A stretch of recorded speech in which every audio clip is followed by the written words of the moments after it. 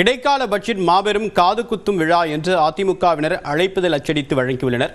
தொடர்பான விவரங்களோடு நிகரானுடைய செய்தியாளர் சுபாஷ் வழக்கமா பட்ஜெட் தாக்கல் செய்யப்படுவதற்கு முன்னதாகவே இது ஒரு காது குத்தும் விழா அப்படின்னு அதிமுக முன் அனுமானத்தோடு இது அணுகிறதுக்கு காரணம் என்ன? அதை முக்கிய அறிவிப்புகள் வெளியாக வாய்ப்பு இருக்கா? அதிமுகவுடைய இன்னைக்கு ஸ்ட்ராட்டஜி என்ன? அதிமுக இது இடைக்கால பட்ஜெட், தேர்தலுக்கு முன்பாக தாக்கல் செய்யக்கூடிய இடைக்கால பட்ஜெட்டாக பார்க்க வேண்டியது இருக்கிறது.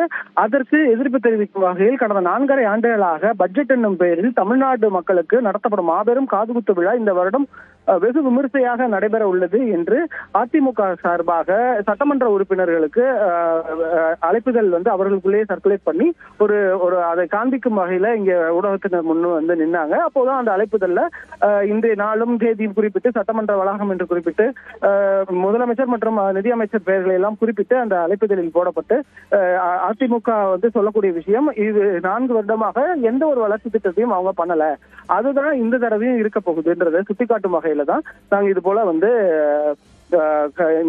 இந்த போராட்டத்தை முன்னெடுத்திருக்கிறோம் அப்படின்றத சொல்லியிருக்கிறாங்க. சட்டப்பேரவை கூடுவதற்கு முன்பாகவே, அதாவது பட்ஜெட் தாக்கல் செய்வதற்கு முன்பாகவே நூதன வழியில் தங்களது போராட்டத்தை அதிமுக முன்னெடுத்துட்டு இருக்கிறது. அதே போல அதிமுகவுடைய பொதுச் செயலாளரும் எதிர்க்கட்சி தலைவருமான எடப்பாடி பழனிசாமியை நேற்று அவரது இல்லத்தில் சந்தித்து நயினார் நாகேந்திரன் சந்தித்து பேசினார். தற்போது சட்டப்பேரவை வளாகத்தில் இருக்கக்கூடிய எதிர்க்கட்சி தலைவர் அறையிலும் அந்த சந்திப்பானது அவர்கள் இருவரும் சந்தித்துக் கொண்டதும் காட்சிகளாக பார்க்க முடிந்தது.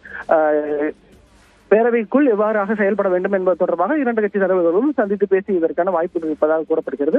எனினும் இங்கே இந்த காதுகுத்து விழா சம்பந்தமாக அந்த போராட்டத்தை முன்னெடுத்தது சட்டமன்ற உறுப்பினர்கள் அனைவரும், எதிர்க்கட்சி தலைவர் இல்லாமல் அவர்கள் மட்டும் முன்னின்று இந்த அழைப்புதல் வைத்து போராட்டத்தை நடத்தியது என்பது குறிப்பிடத்தக்கது.